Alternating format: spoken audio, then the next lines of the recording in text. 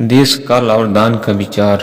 ऋषियों ने कहा, ये समस्त पदार्थों के ज्ञाताओं में श्रेष्ठ सूत जी, अब आप क्रमशः देश, काल आदि का वर्णन करें। सूत जी बोले, महर्षियों, देवयज्ञ आदि कर्मों में अपना शुद्ध गृह समान फल देने वाला होता है, अर्थात अपने घर में किए हुए देवयज्ञ आदि शास्त्रों का फल को सम मात्रा में देने वाले होते हैं। गौशाला का स्थान घर की अपेक्षा 10 गुना फल देता है। जलाशय का तट उससे भी 10 गुना महत्व रखता है तथा जहाँ बेल, तुलसी एवं पीपल वृक्ष का मूल निकट हो, वह स्थान जलाशय के तट से भी 10 गुना फल देने वाला होता है। देवालय के उससे भी 10 गुने महत्व का स्थान जानना चाहिए। देवालय से भी 10 गुना महत्व रखता है। तीर्थ भूमि तट उससे भी 10 गुना श्रेष्ठ है। नदी का किनारा उससे 10 गुना उत्कृष्ट है। तीर्थ नदी का तट और उससे भी 10 गुना महत्व रखता है।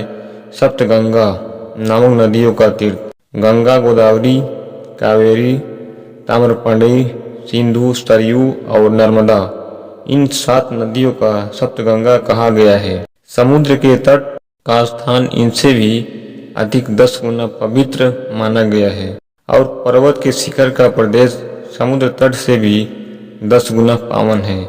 सबसे अधिक महत्व वह स्थान जानना चाहिए जहाँ मन न लग जाए। यहाँ तक देश का वर्णन हुआ है। अब काल का तारतम्य बताया जाता है।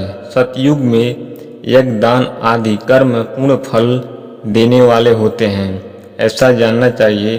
त्रेता युग में उसका 3/4 फल मिलता है।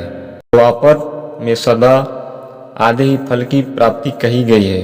कलयुग में 1/4 ही फल की प्राप्ति समझनी चाहिए और आधा कलयुग बीतने पर उस चौथाई फल में 1/4 कम हो जाता है। यह शुद्ध अंतःकरण वाले पुरुष को शुद्ध एवं पवित्र दिन सम फल देने वाला होता है।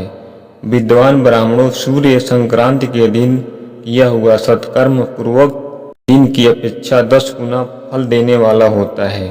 यह जानना चाहिए उससे भी 10 गुना महत्व उस कर्म का है जो विषु नामक योग में किया जाता है। क्रीड़ायन आरंभ होने के दिन अर्थात कर्क की संक्रांति में किए हुए पुण्य कर्म का महत्व विषु से भी 10 गुना माना गया है। भी 10 गुना मकर संक्रांति में और उससे भी 10 गुना चंद्र ग्रहण में किए हुए पुण्य का महत्व है। ग्रहण का समय सबसे उत्तम है। उसमें किए गए पुण्य कर्मों का फल चंद्र ग्रहण से भी अधिक और पूर्ण मात्रा में होता है। इस बात को विज्ञ पुरुष जानते हैं। जगत रूपी सूर्य का राहु रूपी विषय संयोग होता है, इसलिए सूर्य ग्रहण का समय रोग प्रदान करने वाला होता है। अतः उस विषय की शांति के लिए उस समय स्नान, दान और जप करें।